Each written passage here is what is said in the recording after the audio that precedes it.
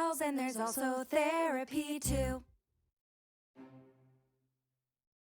Hi, everybody. Welcome on into Park Pals. Thank you so much for being here. We have a great episode today. This is one of my most favorite episodes in the whole world.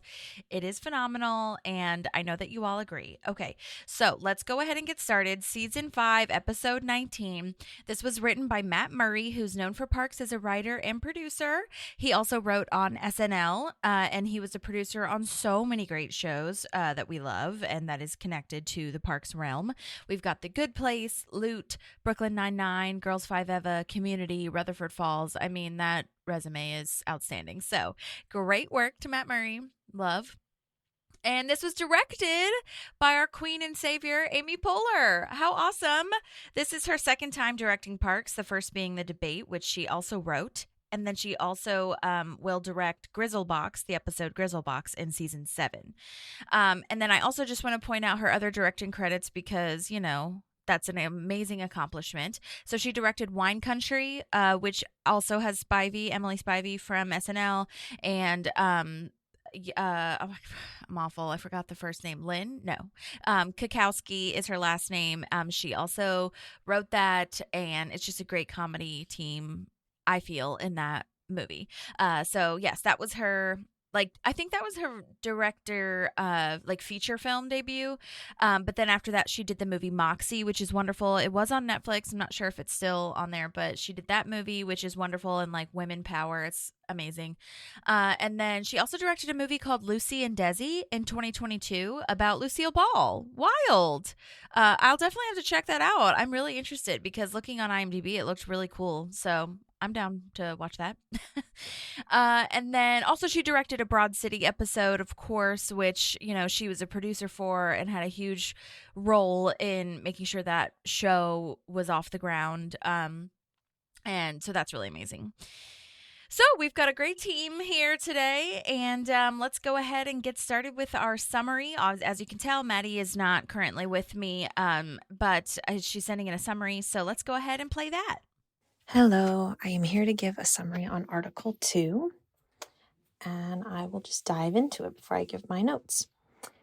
Leslie goes to head with a passionate citizen and attempts to abolish some of Pawnee's outdated laws.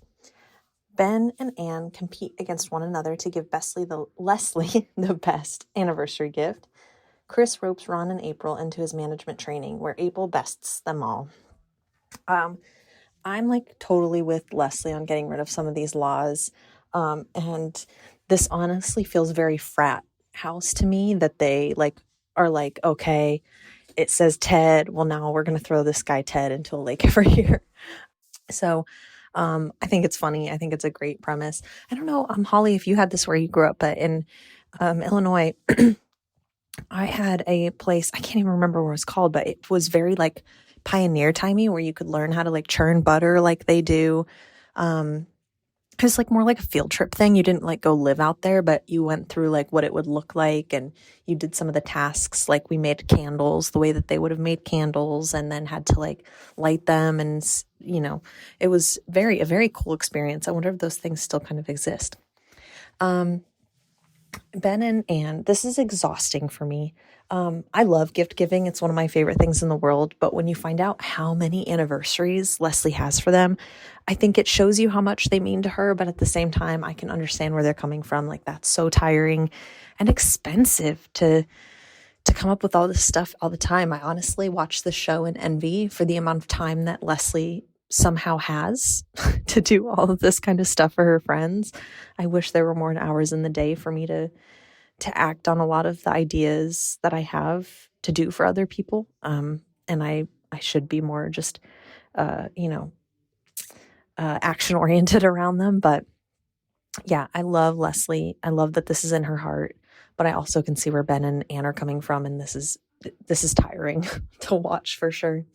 And I think this whole Chris, Ron, and April section really just shows us that everybody has a different management style, and what's going to work for them works for them. Not that I necessarily always agree with how Ron manages people, but, I think we see later, April does really try her best to be a good manager and be a good leader, even though it's hard. It's so hard to manage a team. And not only for, the different personalities or, having to advise, but also for just the time it takes to mentor them and support them. And I know it's very, very fulfilling, but it is, I think people should have to go through management training before they manage people. So I actually am like, I know as this kind of bums Chris and April out, and I understand Chris, right? Not Chris, sorry. Bums Ron and April out. And I understand why Ron is bummed out. He's been managing people for a really long time. It's like, why would I need to do this?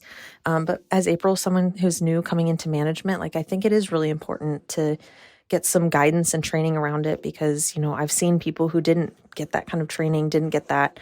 And, you lose good employees because they don't have the skills to proper manage, support, and train people. So anyway, those are my thoughts and feelings around this episode and my summary. And I am praying that I'm with you for the next one. Bye. Yay. Thank you, Maddie, so much. Oh my gosh. So fun and so great. Love it. Okay.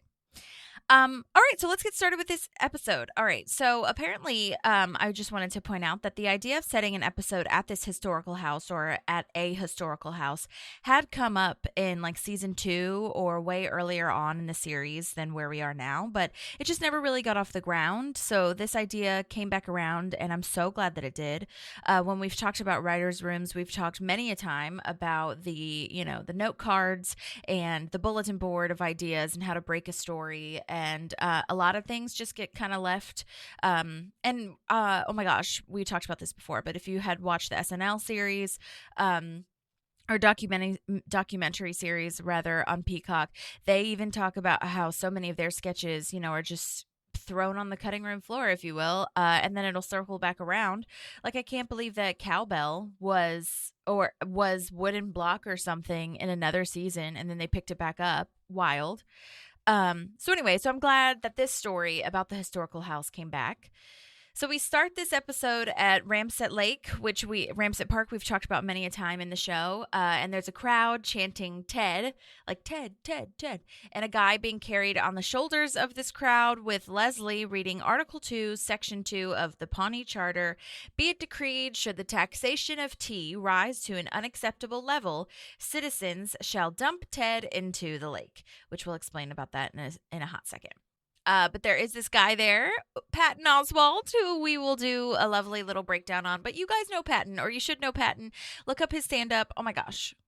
Amazing. He's a great guy. And he's also on AP Bio. Yeah, we'll talk about him a little bit later. Okay. But shouts to him because wonderful. But he's reciting this word for word with Leslie, and I love that. And apparently this was just Patton doing that. Like, no one really told him to do that. It wasn't really written in the script. He just knew that this guy would know word for word what this charter said. So he is like a fan at a concert, essentially, just reciting the lyrics of this charter. He's a huge fan. She asks if anyone objects. And Ted, the one who they are throwing in the lake, definitely objects, as he says he always does. And they are like, whatever, it's fine. Who cares? Dump the miscreant.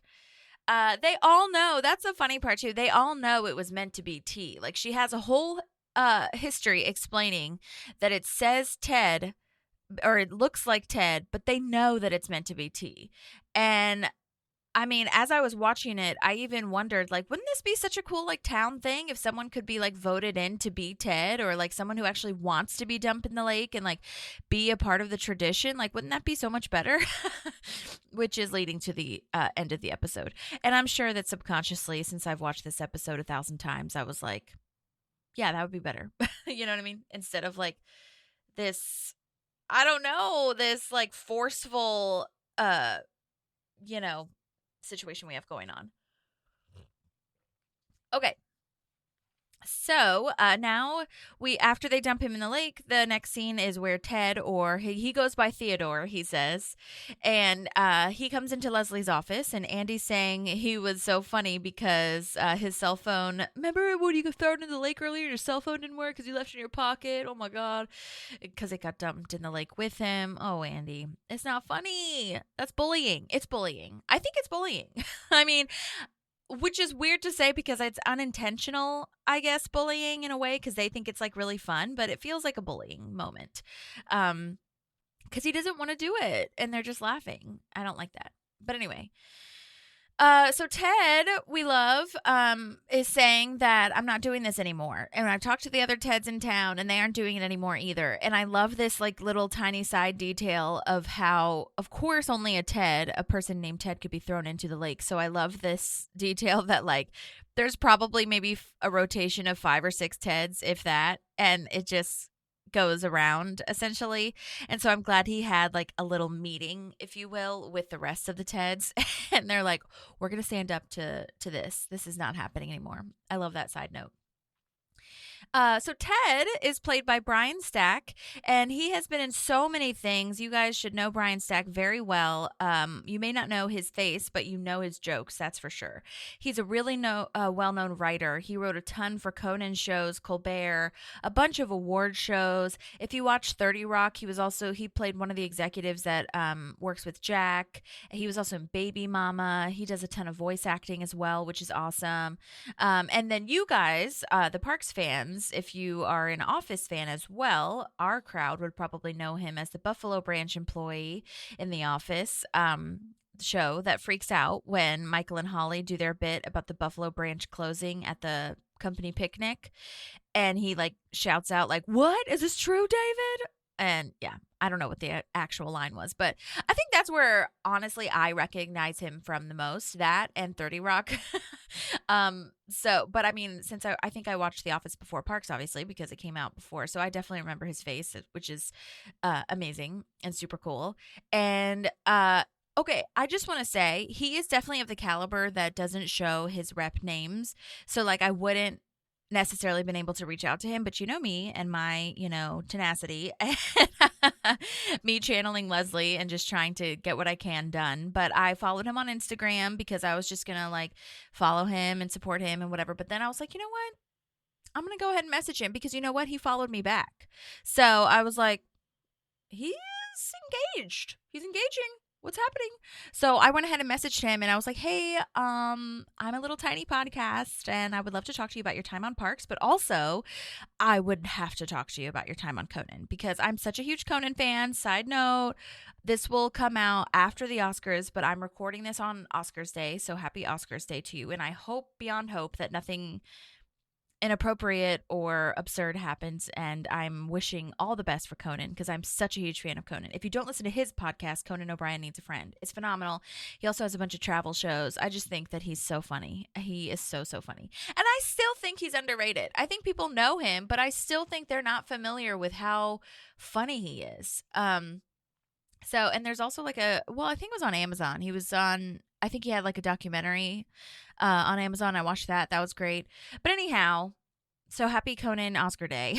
But I just want to, the reason I mentioned that is because Brian Stack, who plays Ted, is responsible for so many of the jokes and sketches that you see on the Conan show. If you watched that or if you, watch reruns or anything like that, he is very heavy in that and Colbert. So in fact, the writing team has a lot of wins and nominations for writing on Colbert and Conan. So well done to that. And oh my gosh, speaking of the Oscars, I've been kind of like running myself ragged because I've been trying to watch all the movies. I always try to watch at least all the best pictures. I know I can't get around to watching like all the best actors and actresses and stuff like that, but well, most of the time they coincide. But anyhow, so I have only got one left to watch, which is The Complete Unknown, the Bob Dylan movie. And I don't know, I just haven't been like interested enough. I'm not a huge Bob Dylan fan. I'm a respectful fan. Does that make sense? I respect him and his work. I respect Timothée Chalamet and his work. I think he's funny and a good actor.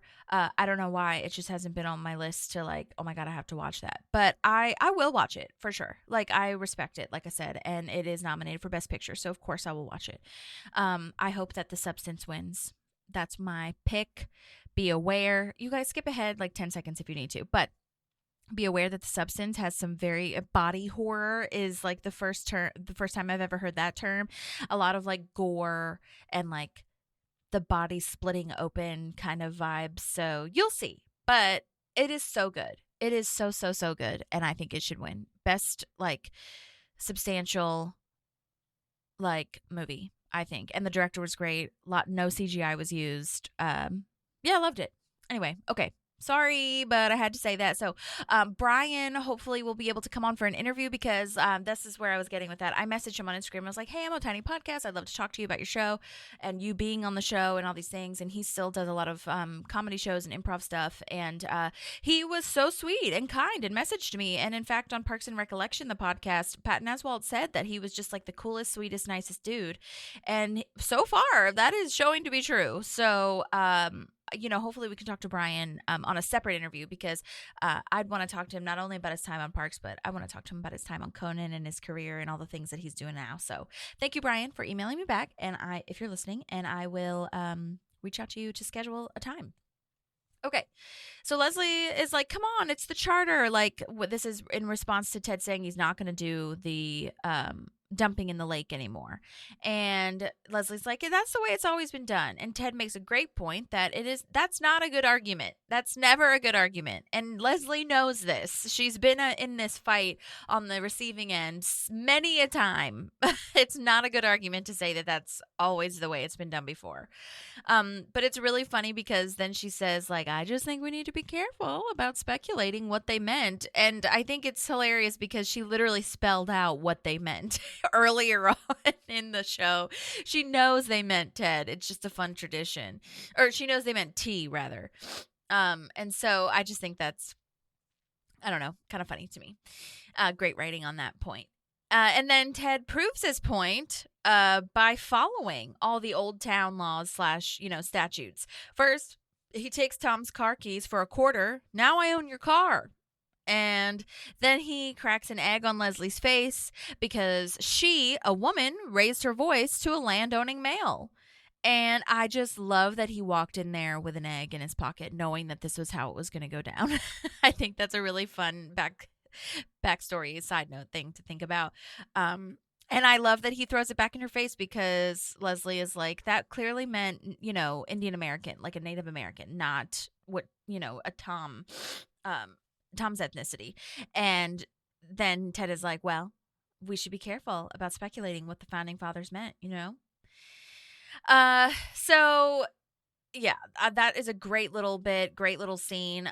Those are not far off from actual laws that were once written and probably still exist. It goes back to the trial of Leslie Knope, where Donna was like, oh my God, Black people still can't use sidewalks. And in that episode in particular, I found a website that literally lists the insane, archaic, out-of-date laws that still are around that people just haven't gotten around to removing yet.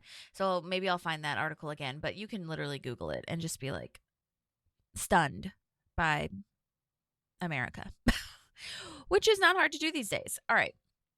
So April goes into Ron's office next and says he has to help her because Chris wants her to do a leadership management course called CTMPS, CTMTS, the Chris Traeger Management Training Seminar. CTMPS. Also, Ron is sharpening a blade in his office when April walks in. Yikes. That's scary. Ron says he'll help her. I love this poetic talking head about how he would rather do nothing than something, unless it meant helping someone else do nothing. I'd work all night if it meant nothing got done. Love that so much. Oh my gosh. Ron's talking heads are phenomenal. Then they go into Chris's office, and Ron tries to get April out of this, but Chris says he wants April to be just as good a manager as Ron. So she needs to do this course. And then Ron is like, well, that's dumb because I've never had a management course, and I've been head of the Parks Department for 12 years. And it is a really wonderful, honestly, kind of shocking reminder that he's been a leader or in a leadership position at the Parks Department for that long. Like, I never would have guessed it was 12 full years. I don't know why. Maybe like 6 maximum, you know what I mean? But 12 years, damn, that's a lot. Chris says he's legally required to CTMPS everyone. So that backfired now because Ron has to take this course. And I think it's really funny to think about how like this, he says it's like he's legally required. And I know Chris is, exaggerating in a lot of ways and dramatic and stuff. But I think that there are a lot of things or programs that are introduced that become a part of the policy that you have to be trained in this way. And I could absolutely see Chris and Leslie really creating a program of management leadership that is now an actual policy that you have to follow if you're a manager. So that is hilarious, and I love that side note or that little detail there. And I also love Ron's line afterwards. This went poorly, because there's no fighting back from that. I mean, you could, but Ron's not going to do that. So now we're back in the parks department, and we're in the courtyard with Donna and Anne. Anne is trying to buy a waffle maker from JJ's on eBay for breakfast day for Leslie. Leslie has so many anniversaries. Oh my gosh. Anne goes through this list of anniversaries, and that is so intense. And also talk about how much money is she spending on each anniversary. Like she has, and she, as we see later in the episode, she has backup presents. She's, oh my gosh. So she's spending money not only on these anniversaries for 2 people that are probably at least 10, probably more anniversaries per day, and then you get backup presents. I mean, where do you get the money and the time? Oh my gosh. I could see her credit card being really intense though with presents. And also, how do you get a present for Talk Like a Pirate Day? Maybe you get like a pirate costume. Like I can see Leslie doing that or figuring something out for sure. And Anne says she keeps getting outbid for on this waffle iron by tall Tyrion Lannister, and she doesn't know who that is, but Donna does, because it's Game of Thrones.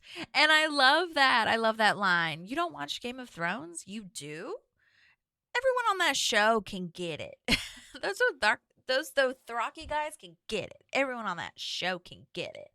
I love that so much, because it's true. All right, so now Anne figures out who she's bidding against because she can recognize the name, so we will get to that later. She recognized the screen name, rather. That's now Game of Thrones.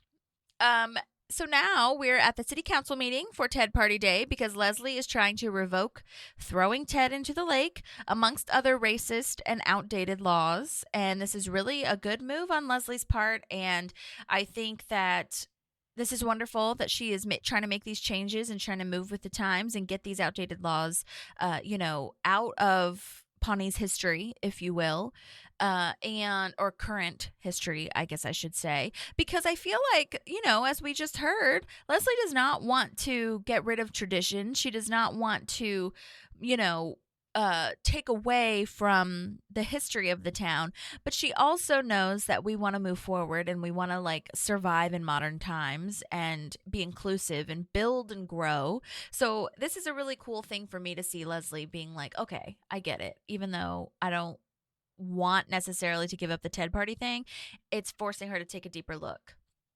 at the rest of the laws. You know what I mean? There are 110 obsolete laws here, including all menstruating women should be confined to their bathrooms. Oh my God. Which I don't think that was that. I looked that up in the first one, I feel, and that was in that Trial of Leslie Knope thing, and that was not far off from what they used to do for women. Women definitely were kind of sequestered, hidden away while that happened, because they just couldn't deal with it, the men. The floor is now open for public comments, and immediately we see Garth Blunden, who we saw at the beginning, who is played by Patton Oswalt, who is coming up to refute taking away these laws and try to debate this, taking away Ted Party Day. And what a name, Garth Blunden. I love that. Great work. And Leslie is like, okay, your comments are on the record. Okay, it's been noted. Shall we vote? And he's like, no, I'm not done. And he has a full-on citizen filibuster, so they cannot vote today.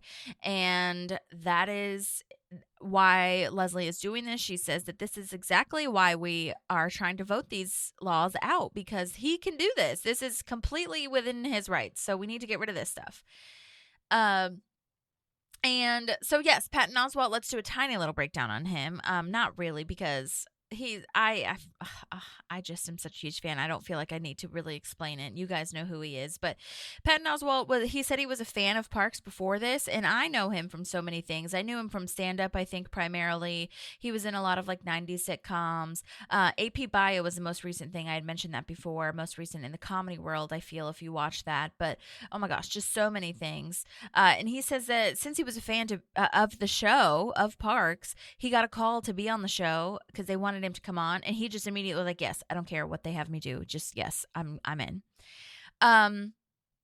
Okay, so now we have the infamous Star Wars breakdown fan fiction moment from the amazing Patton Oswalt.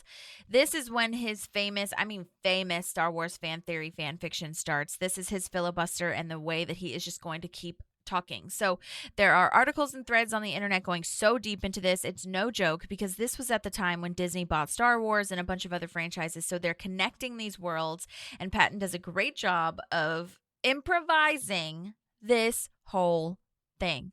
This was not scripted. Most of you guys know that if you're a Parks fan, because you're in the Parks lore, but this was not scripted.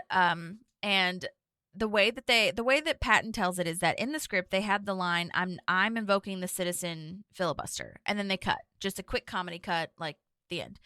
But he said no one ever called cut, and so he just kept going because he was so excited to be on the show. He didn't want to mess up and get told like, well, you don't, because as an actor, you don't stop until they say cut. That's like how you're trained. You keep going. And same thing for like, if it's written in the script that like someone's supposed to interrupt you, you keep going until they interrupt you. And so he just wanted to do a good job and wanted to be a good, employee, actor, crew member, I suppose, on this. So he just kept going. And so no one ever called cut. And so he just kept going with this information. He also says that Jon Favreau, who did, Mandalorian and Book of Boba Fett and all that stuff, that beginning scene happened in the Boba Fett where the hand comes up. And I don't know if it was confirmed that was coincidence or if Jon Favreau copied it from this scene. I don't know, but it did happen. And that proves that we're all in a simulation as well. Then Sweet Patton, oh my gosh, gave credit to the background actors for getting up and leaving. And he was like, I have no idea who told them to do that or if they just did that on their own. I think that they just did it on their own. But he was giving them so much credit for committing to that. I watched the full 8.5-minute version of this. It is on the DVD extras, and I'm sure it's on YouTube as well, because it's out there. So if you want to watch it, Google it, figure it out. It is amazing.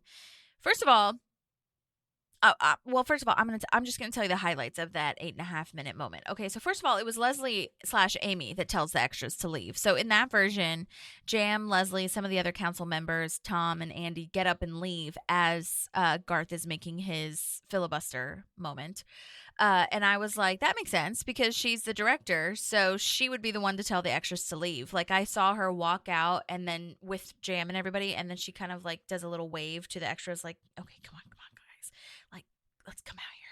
And that leads me to believe that she would have been the one to call cut. Maybe.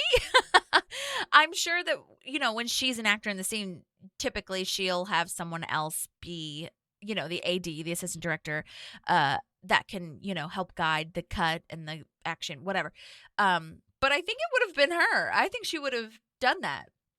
And I can't. And so like, he didn't hear her yell cut or anybody else. So like, we have everybody to thank, I guess, for that. Amy Poehler and Patton as a team, I suppose, in a way, have that for, we have them to thank for that. I can't imagine being an extra. Oh my gosh, to witness this moment in history, this lore.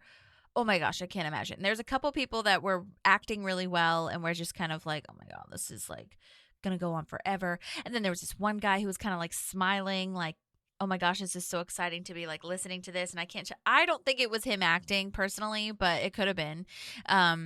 He was just kind of smiling at like the preposterousness. Is that a word? The craziness of what was going on in front of him, which I love.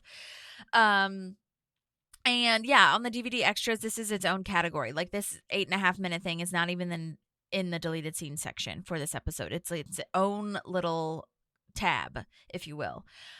Also during this, Leslie Amy is improvising with Patton and trying to interject, and he just keeps playing with her. They keep going back and forth, and it is so good. And Leslie, you guys have to watch it too because you'll understand more. But he gets like pretty intense with like the fighting and the violence and all these things, and Leslie's like, kids aren't gonna enjoy this. And then she says, well, the female characters are really underdeveloped, which is like so funny, trying to play off of him. But like, I don't know. That's just like a brilliant improvised line too, because Marvel movies, yes, the female characters are underdeveloped, and the kids might not like this type of vibe. And Patton just stayed in it. Okay, he was Garth through and through, and was like, "Please let me finish. Please let me finish. I'm just gonna." And sometimes he'll just keep talking over her and won't even like acknowledge that she said anything. He was just like keeping on going with his story. And the detail, I know he thinks about this. He's a Star Wars fan and everything, but the detail that he went into, I feel like he went into another world. By that I mean, yes, the world of Marvel and Disney and stuff, but I mean, like, I feel like his brain blacked out and he went into a parallel universe where he just got all of these details in such minuscule, like, granular information, and it was incredible. You got to watch it. It connects a lot of dots, I feel.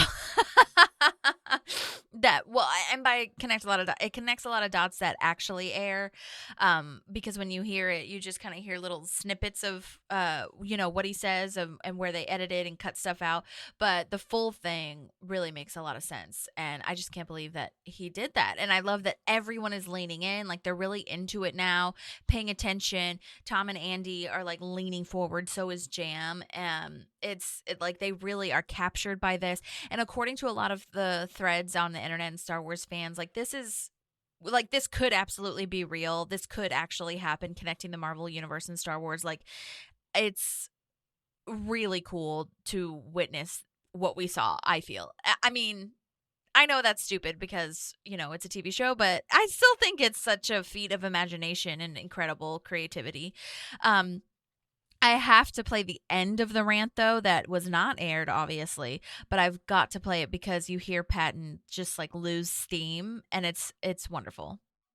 I literally have no fluid in my mouth. I got to do a Marco Rubio. Can we please cut?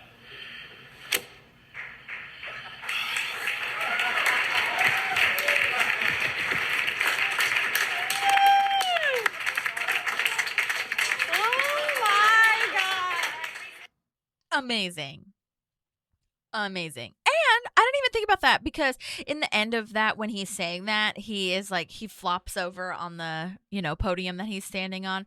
And I didn't even think about that too. Like, not only are you like, mentally doing gymnastics, trying to figure out this connection of all of the, Star Wars and all the other storylines, but he also was very physical with it. He's like grasping the podium, standing on it, like pulling the microphone or the podium down. And it's just, I would have been sweaty. And that was, they did not do multiple takes on that. Okay. I mean, what a time. What a witness thing to see. What a witness thing to see. I don't know what that sentence is, but I just had to spend a fair amount of time on that because it's just like so important. And it's in the parks world. It is just A+. I don't even know how to describe it. Okay. So well done to Patton Oswalt. Thank you so much for that service and for your time there. That was amazing. Okay. All right, so moving on, we come back, we see that people have left, but he's still talking, and Leslie finally goes up to him. That's the aired version, by the way. So in that, like I said, in that in that big 8.5 moment, everybody leaves, including the city councilors. But in the aired version, they stay there until, or Leslie at least stays there until she goes up to talk to him and try to get him to stop talking and, try to connect with him. Side note, I love that we're also somehow connecting Hannibal Lecter to this fan fiction. You hear him talk about that. And then Leslie, just tries to talk to him as a human and says, like, we are trying to change with the times. This would show that we're becoming modernized and we're doing the best for our citizens, that kind of thing. She's making a great point here. And then Garth gets dramatic, as we know he can be, and says, you start changing the laws and the jackbooted stormtroopers are going to start storming my house and my wife if I had one. Oh my God, that Pawnee police officer is so, so good. When Leslie's like, by jackbooted stormtroopers, you mean Clyde or like the Pawnee Police Department. Hi, Clyde. Hi, Leslie. Good Danish today. I laughed out loud at that. He was so good, and that just broke so much tension. Even though it was like comedy tension, it was still, so amazing. This actor's name is Burr Middleton, and his last acting credit was in 2015. So I don't know if he's still acting or out there. There could be many things that obviously aren't on IMDb, but he was an older dude. So I hope that he's just living his retired life and living his best life. And I hope he knows how much he made me laugh and us laugh.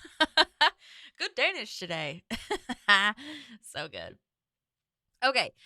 Then Garth says the charter isn't a living document. You have no respect for the traditions of this town. Oh my gosh, what an insult to Leslie. That is so not true. Can you believe it? No, Leslie didn't want to really do this, but she has an obligation to the town to help move us forward. And, so Leslie tries to prove that, and she was like employee of the month. Or Leslie tries to prove that she, is respectful of the town and its traditions.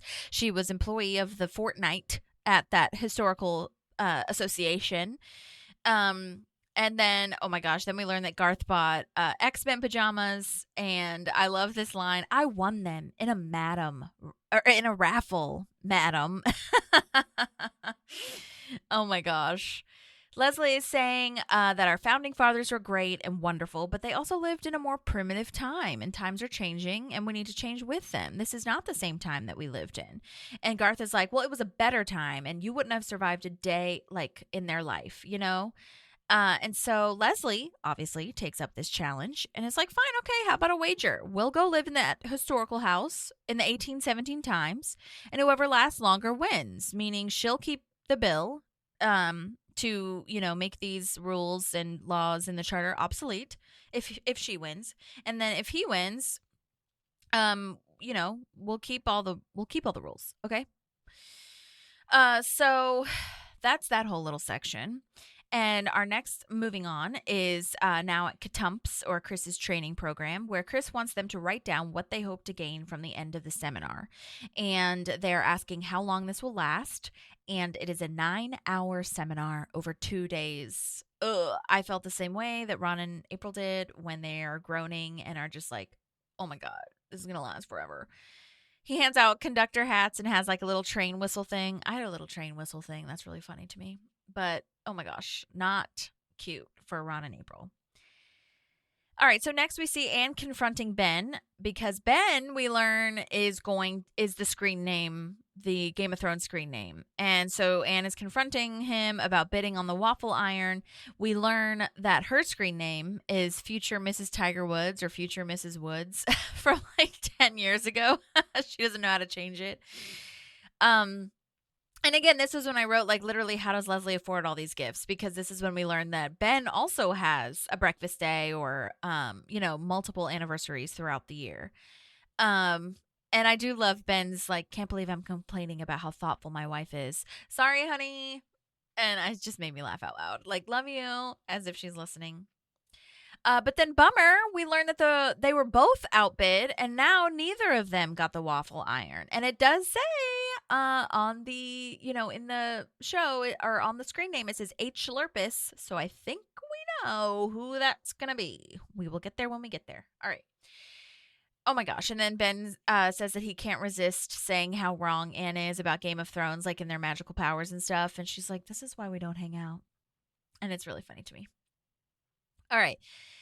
So Ron's hat is half off his head at the Katump session, which is really hilarious. April's is also like on sideways, and they're arguing about how to motivate people.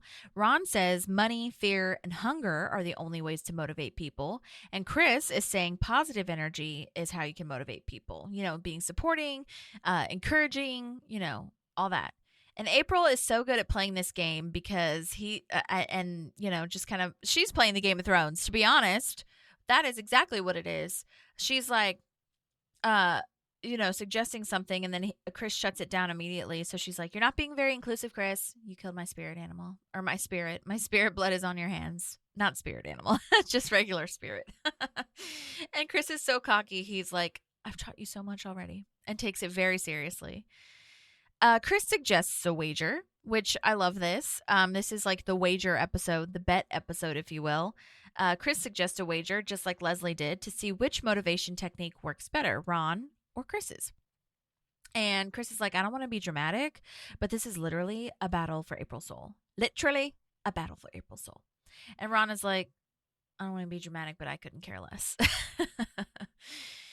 All right, so now we're finally at the historical house, and Andy and Tom are with Leslie. They are helping, get through this whole moment.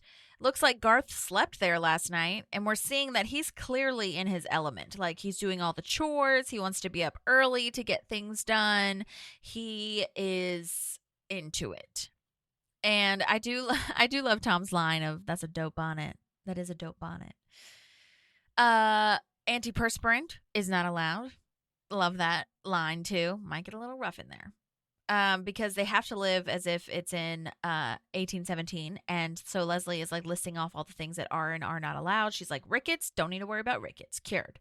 Side note, I don't know why. I knew that it was a disease, but I don't think I remembered what it actually does. It's a bone disease that occurs in children when their bodies do not have enough vitamin C, calcium, or phosphorus. Which leads to soft and weak bones that can become deformed. And the only cure is to eat more vitamin D. So I guess we just didn't know about vitamin D back in the day, back in 1817. So that's interesting. And then also rare inherited problems can also cause rickets too. So that might be a little bit different. But for the most part, it is vitamin D. If anyone else has any information about that, if I'm speaking out of turn, let me know. All right, so now we're at the pawn shop, and Ben comes in asking for help, and we see our bud, Herman Lurpus, H. Lurpus from eBay, and he says, Ben kind of comes in kind of shady and says, and so Herman is like, say no more, here's a bunch of guns. Oh my God, insane. And Ben's like, nope, not what I was talking about. And to Herman's credit, I do feel like Ben was kind of whispering, like trying to be quiet, kind of shady looking, like he's going to do something too. So, but that doesn't negate the fact that Herman is creepy. So it's fine. But Herman says that he has, been having a bidding war for this. Like, you and everybody else wants this waffle iron.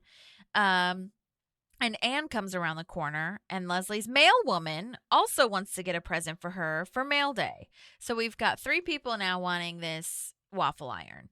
Herman says he'll give it to Anne if she goes on a date with him, and she's like, fine, whatever, like, I'll just do it. But Ben says $500, and it gets sold to him immediately. And then he's like, oh my God, like, $500 just will pay for a lot of nitrous. So you still want to go out? Gross. Just came into some money. $500 will pay for a lot of nitrous. This lovely gal who plays the mail woman is Jaime Moyer, and she is phenomenal. And in fact, I have a little tiny bit of a connection to her when I did improv back in the Iowa West days, Improv Olympic West days, rest in peace. I was on a team, an improv team, like outside of school or outside of the training. We started our own team, and Jaime was our coach for so much of it. And she is a phenomenal improviser, so funny, has been in so many things. I believe a lot of Nickelodeon shows, but also Modern Family you might recognize her from. She has been in, she also has a new show coming out that she's in. I just saw you posted about that, Jaime. So, and I believe Nathan Lane is also in it. Mid-Century Modern, I believe is what it's called. She'll talk about it because she sent in a voice memo, which is so lovely, and I'm so excited that we get to see her. Oh my gosh, I love when I see her on Modern Family, love when I see her on Parks and any other show that she's in. It's so exciting. Let's go ahead and listen to the voice memo. Oh my gosh. Well, I just want to say how excited I was to get this audition to play Roz Degrandis on Parks and Recreation. I think this came about maybe towards the tail end of 2012, maybe the beginning of 2013. And I had only just moved here at the end of 2009. So to read for such an amazing show with so many of my favorite actors and comedy heroes, and to read for Marlize and for Dorian Frankel was already a win and just super exciting. So we read the scene twice on tape, And that was it. And I left and I thought, well, I hope that I did a good job. And a lot of times you don't know. And then you go, you find out you got it. And I got it. I was so excited. My parents were thrilled. And I considered it to be just probably, and still is to this day, one of the greatest bookings I ever got, because I just love that show. And to be on it felt super amazing. And I just want to thank Dorian and Marlise to this day for the opportunity. And I love Roz, and I'm so happy she's part of the Pawnee universe. This was a super wonderful day because I found out that Amy Poehler was directing the episode, and that was, I've been a fan of hers forever. I love her on SNL, and I knew she was at Second City and UCB, and improvising is my favorite thing in the world to do. So that part of it made it all very much like extra thrilling. And I knew I was going to meet her on set. So we all got in the van and I rode over with Rashida Jones and Adam Scott and Richard Birch, who played the pawn shop owner. And of course, I was a fan of Rashida and of Adams. And if only I could have told that Adam Scott about Severance, I'm sure he would have been excited to know what was coming his way. Everyone was very nice, kind, interested. We had, nice meetings and short conversations. And then you get on set and I met Amy, and she was just as down to earth as you might imagine and very chill, which was helpful. And we blocked it in the pawn shop and we ran it maybe once or twice. And then we just started shooting from the different angles and everything was by the book. I'm often asked by my students, can you improvise on set? The answer is no. You're not supposed to do that. You have to stick to the script unless you are very much told that we're going to go wild. Otherwise, stay in your lane.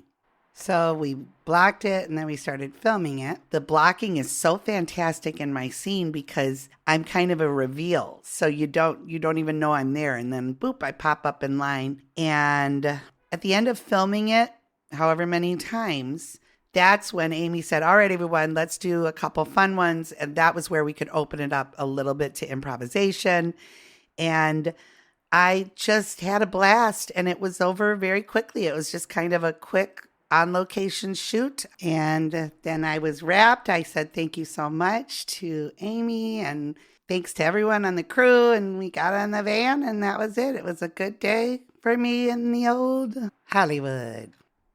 Now you ask here if I have anything that I'd like to share that you didn't think to ask. And I would like to say that Article 2, which is the title of my episode, is very well known amongst certain circles. And someone told me this years ago. The whole part with Patton Oswalt where he's doing his Star Wars filibuster is extremely popular amongst Star Wars fans. So I think that this episode has been seen by a lot of people who really love that speech. So that's also part of the lore of this episode.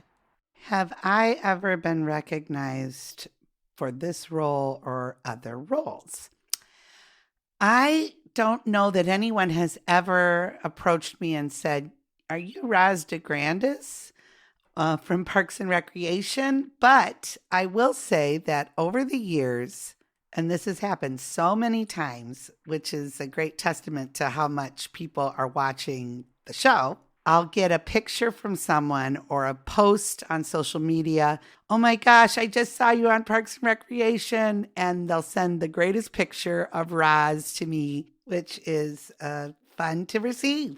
Thank you so much for doing this. It's so nice to hear from you, Holly. Of course, I remember you, and I'm excited to be a part of your podcast. If you'd like to link my website, it's www.jamiemoyer.com. And I'm also on Instagram at Jam Detroit. And I will be appearing in one episode of the 10 that are going to drop on Hulu of a brand new show called Mid-Century Modern. So if anyone wants to see me strut my stuff, check that out. Thank you so much again, Holly. Take care now. Bye. Oh my God, that is so darling. Jamie, that was so cute. Oh my gosh. Thank you so much for being here and explaining all of that information. Yes, first of all, amazing that you had just moved here. I feel like I hear that from quite a few guest stars, actually, that will tell us about the show, they're always like, I just moved here and I got this random audition. And because some people didn't know the show. Now we're getting to the point where, we're in season 5. So people have definitely at least been aware that it was on the air. But I love hearing that, and that it's such a nice reminder, I feel, or such a nice thing to hear that when they first moved here, they get a good audition and a good casting director and a good experience in the room, because sometimes that's not the case. So that's lovely. Love hearing the van stories. That's one of my favorite things. Some crazy stuff and crazy stories and meet and greets and meet cutes happen in the van on the way to location. So that's lovely. And yes, oh my gosh, Adam Scott and Severance. If we could have told him where he'd be now, damn. Amazing. Oh my gosh, being directed by Amy. I didn't even really, I knew that Amy was directing this. Obviously, I said it at the beginning of the show, but I guess I didn't put myself in your guys' shoes where, you are literally being told what to, where to stand, what to do from Amy. I can't imagine, because, from one improv queen to another, not me, from Jamie improv queen to Amy improv queen. That would have been amazing and so fun to just work as professionals together. And yes, it is true that so many people, so many guest stars and series regulars of The Office and Parks and shows like that have definitely said you are not supposed to improvise on other shows. And if you I think even Jenna Fisher said that about The Office, or maybe it was Angela, I don't know, one of them said that the next show they did or something, they asked or suggested something, and it was not an open environment as it was on The Office and Parks. So that must have been such a cool environment to be in and to work in and to just play together, but also get your shit done. You know what I mean? I love that. And then, when you said Roz Degrandis, I forgot that the last name was Degrandis. And I was just imagining people, you said no one had done that, but I can just imagine people coming up to you and saying, are you Roz Degrandis? I'm going to do that if I see you on the street, if I visit LA again. Anyway, fantastic name, by the way. If you are familiar with the show, listeners, you know that we've talked at length about how, Mike Schur creates these incredible names, incredible unknown names, very unique. So to be in that lore and to be in that Pawnee realm of a really cool name and different name is wonderful. And yes, I will absolutely link your website. And as you were talking, I did my research, and I should have done that before. It was not a Nickelodeon show that you were on. It was a Disney one. So if you guys watch Casey Undercover, that is also where you'll see Jamie. And, I talked about this as well with AP Bio for Patton. I know Jamie was also on AP Bio, so you've probably seen her there as well. A couple voices on Bob's Burgers. And, but anyway, I will definitely link the Instagram, the website, and we will all watch Mid-Century Modern. So I'm very excited about that. And you guys probably are all in the realm of, if you like Parks, you probably watch Modern Family, or at least know about it. So you've definitely seen Jamie around. And follow her, because she has a lot of improv shows going on. And like she said, it's her favorite thing to do, but she's also so talented at improvisation. Okay. It is amazing and unreal. So you guys got to go see her in person and see this magic happen. But thank you so much, Jamie. I appreciate it so much. Learned so much from you. So thanks, lady. Okay. Let's go on ahead into the next moment. All right. So, back at the historical house, they're churning butter, and Leslie is like, ugh, Garth is tougher than I thought. And then Tom is like, oh my gosh, I don't know how either of you are doing this. One time my refrigerator stopped working, and I didn't know what to do. I just moved. Love that. And then Andy tastes the butter, and he realizes that butter is his favorite food. I love these. Toast, popcorn, grapes. Butter is my favorite food. I love butter, and it makes everything better. Truly everything. Honestly, everything. Just letting you guys know. So I relate to Andy. That's all I have to say about that. All right. Leslie is like, maybe I can't do this, because Garth is enjoying this, and it seems like he's getting stronger the longer he stays on this homestead. And, we see him that he's planted an entire field of barley. He's really good at churning the butter. He's playing with his hoop later on. And then she's like, how long is he planning on staying here? And it's a good question, because you're like, he could live here, actually, the way this is going. So Leslie either has to, give up or plan on living there forever, because Garth will. And then let's see here. Oh, that was another good point too. We are basically learning. I mean, I don't think she said this outright, but basically, I like that they show this, because we're learning that since he can really live like this, that's why he's so connected to this time in this charter, because he feels a connection to this age in time where he feels stronger, he feels better, he feels, like he belongs. Does that, you know what I'm saying? Like, he doesn't feel like he belongs in this time frame, especially with like the lack of, community organizations and friendships and stuff that it seems that he doesn't really have, which we'll talk about later with the emails and everything that they're talking about. So he feels better and more himself in this time than anything else. So I think that's a really interesting way to point that out. And why he's fighting so hard to keep this charter. And then we have a funny moment where he says, aren't we husband and wife in this scenario? Like, he's about to say they should be sleeping in the same bed. Basically, he doesn't actually say it, but that seems to be where he's leading. And she's like, absolutely not. Are you kidding? And Leslie's already married, but he wants it to be part of the simulation.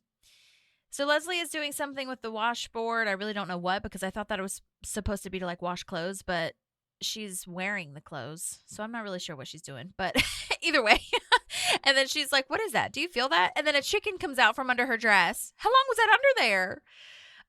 There is somebody on the internet who says that this dress is not of the time. This is more so in like the Victorian times, and that little hoop skirt thing would have not been in 1817.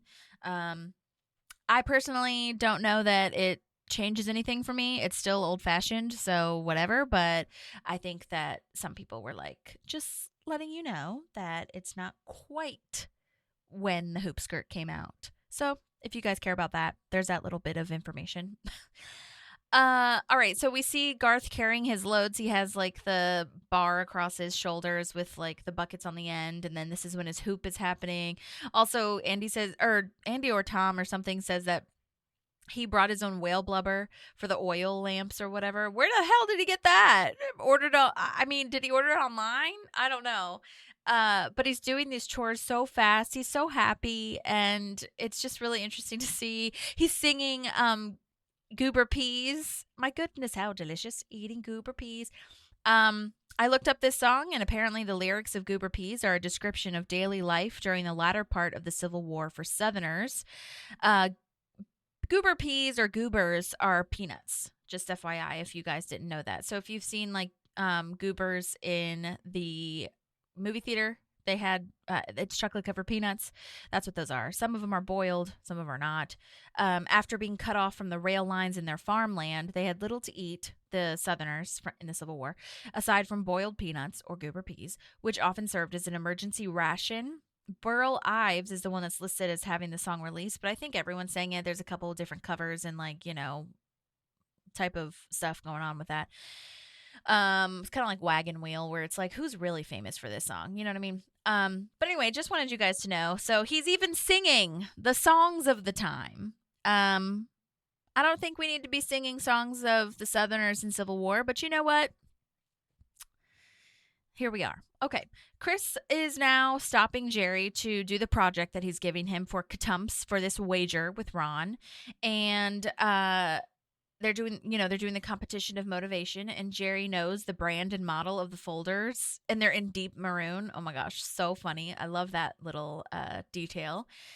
Chris is motivating him and is so nice, and Jerry really takes it to heart. Like, he is so serious about like, well, oh my gosh, that is just so nice. You know what I mean? And it's so sweet, because I don't think anyone has ever given Jerry a compliment, especially about work, like have given him encouragement and, support in this way, which is sad, but the way they played is really funny. Jim O'Hare did a great job. Donna is eating popcorn, which I think is hilarious, because she's just like, y'all doing experiments on Jerry? Like, it's a totally normal thing to do, and she's just going to watch it happen.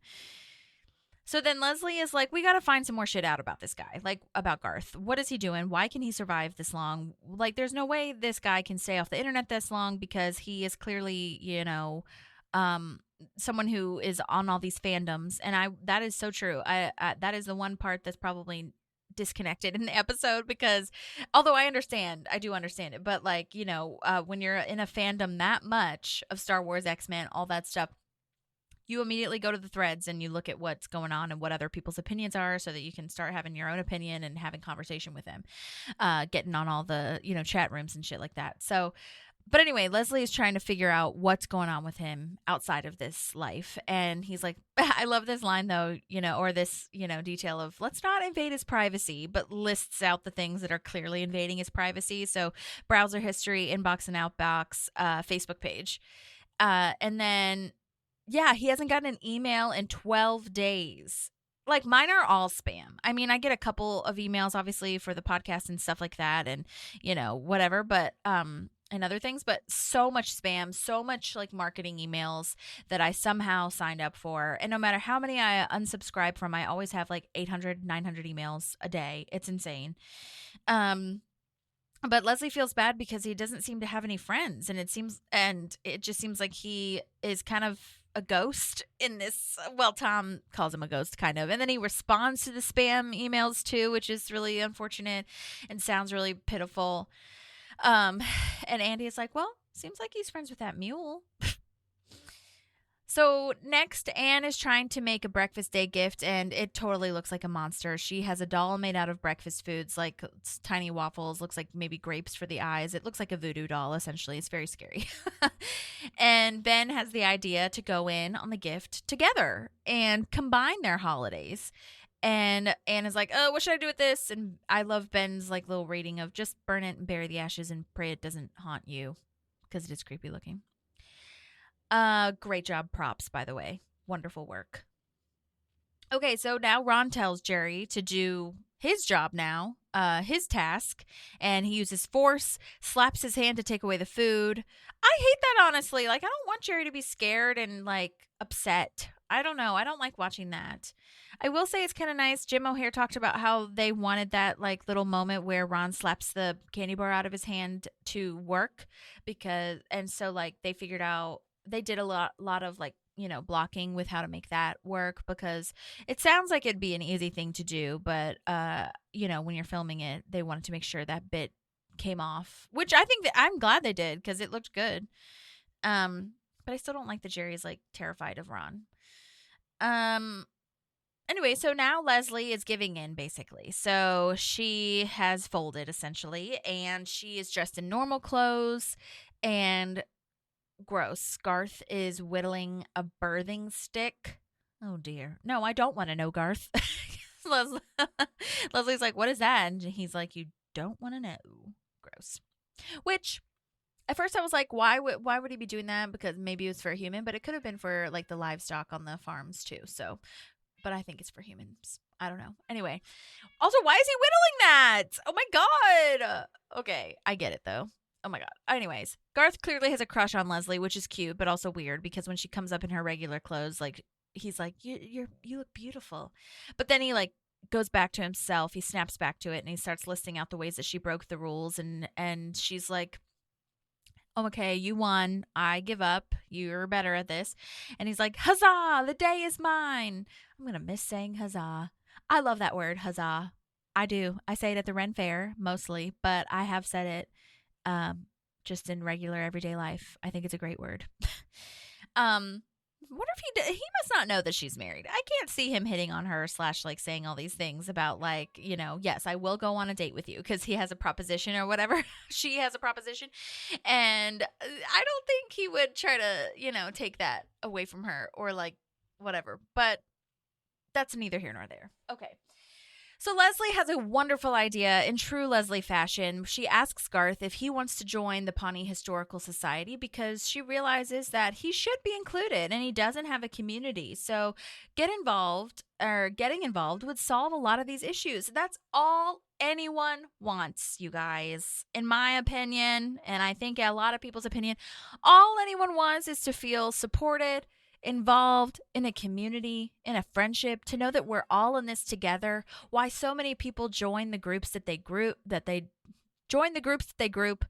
join these community organizations and maybe fall into weird stuff because there's a community that also say that they believe in the weird stuff. But like being in the Pawnee Historical Society would just solve this issue and make him feel so included, and also not only feel included, but like it's something he's passionate about. It's something he really enjoys doing.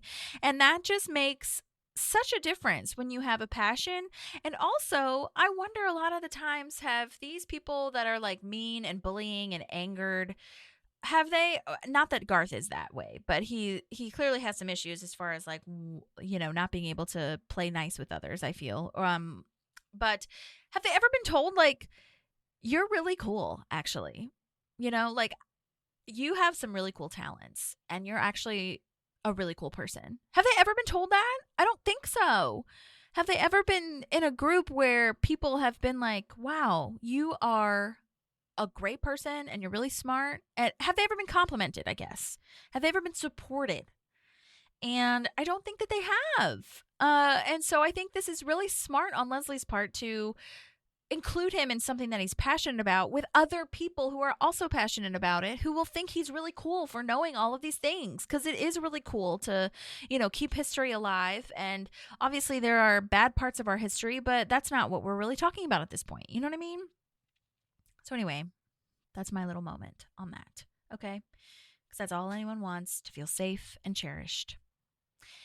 I do love this funny moment, though, where Garth is like, well, those meetings and galas and stuff will take a big bite of out of my soap making time, but I can make time for that. And I can come back from my nieces or cousins or whatever the hell christening. Like, I just fly out the same day. It's fine. So I love that he's trying to like think about it, really, but we know he wants to. So Garth agrees. He drops his protest. Leslie has her nice, wonderful speech about we are learning and advancing. We have these benefits. We have all of the tools that we need. Let's use those benefits to bring us all together and to grow and grow. That's really it. To grow and to live in harmony together. I love that.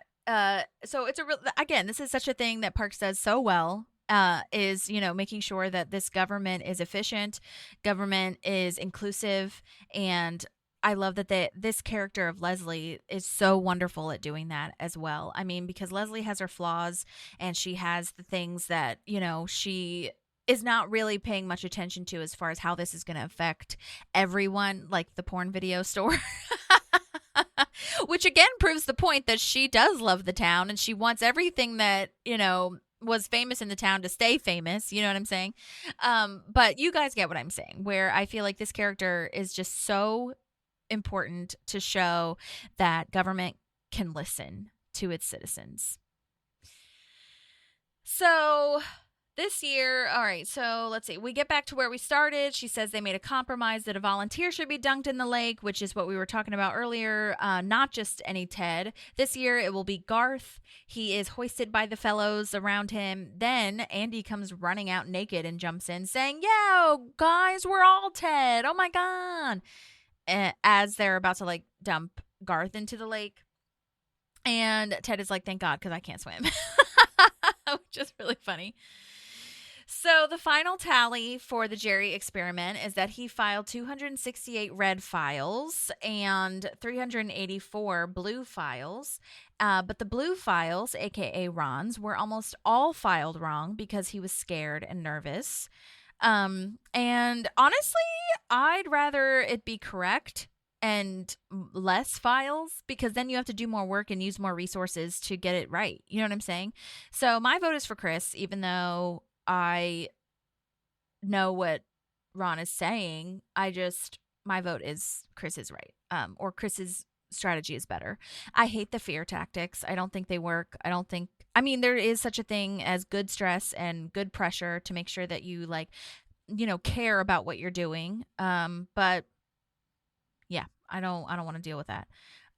With the fear and the bullying. You know what I mean? Don't love it. So then we learn that each of them wrote their beginning goals, and for each of their goals, they all succeed, honestly, which is great. But Chris said he wanted to engage Ron and April. Ron said he'd learn nothing, and April said she'd pit Ron and Chris against each other and get pizza / steal Chris's watch just because. So they all pretty much achieved their goals, and I love that April played the Game of Thrones, and she won. Two men enter, one me leaves. Love that. Anne and Ben now give the waffle iron to Leslie, and Ben breaks the news that they can't keep up, so they're proposing just one celebration. Love that they went in with a day, knowing she'd counter with a month, and then they got a week, but there will be a third week, friend week, where my two best friends became each other's best friends, which is very precious. And she already has the presents for the friend week. Like I said, she just has backup gifts if she needs them. You know what I mean? And I love this, like, thank you in their monotone, like, damn, this sucks, but we're also really grateful. How do we, like, not want this? And it's very precious.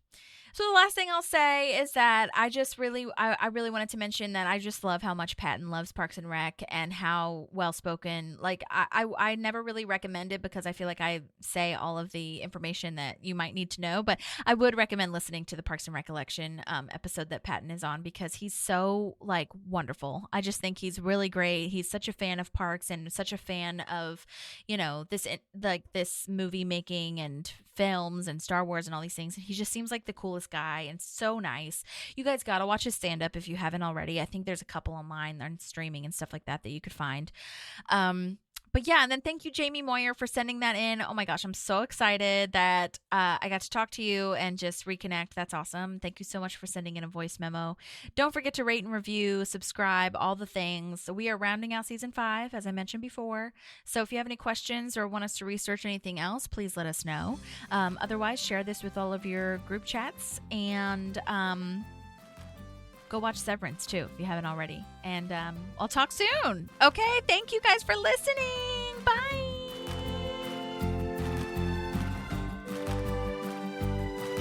There's a park and some pals, and there's also therapy too.